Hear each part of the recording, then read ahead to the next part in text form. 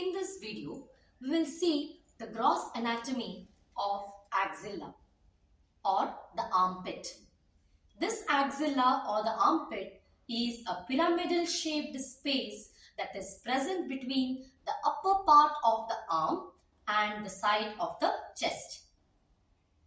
Axilla contains an apex, base, anterior wall, posterior wall, medial and lateral walls.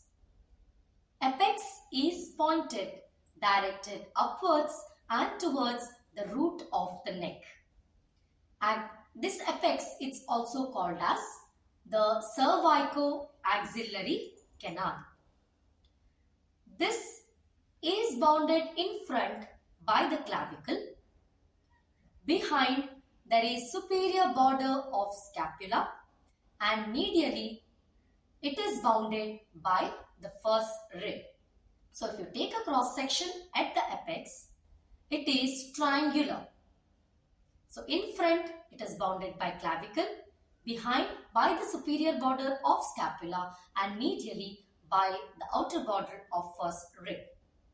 So this cervico-axillary canal is a passage and the structure of the neck, it enters into the upper limb.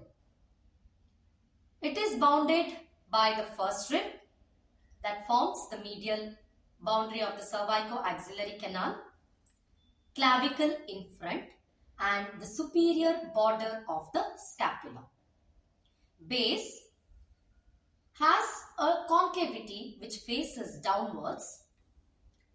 Base is bounded in front by the anterior axillary fold, behind or posteriorly by the posterior axillary fold, and medially there is chest wall. The anterior axillary fold, it is formed by the pectoralis major muscle.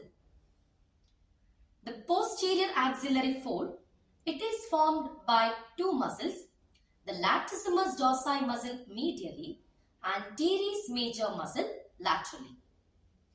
The anterior wall of the axilla, it is formed by skin, superficial fascia, the deep fascia, pectoralis major muscle and the pectoralis minor muscle. The posterior wall, it is formed by subscapularis, latissimus dorsi and teres major muscle. Coming to the medial wall now, it is formed by upper 3 or 4 ribs and the intercostal muscle, the upper digitations of serratus anterior muscle with the long thoracic nerve and intercostobrachial nerve. Now the structures forming the lateral wall of the axilla includes the bicipital groove, which is present between the lateral and medial tubercles, accompanied by the short head of biceps and coracobrachialis muscle.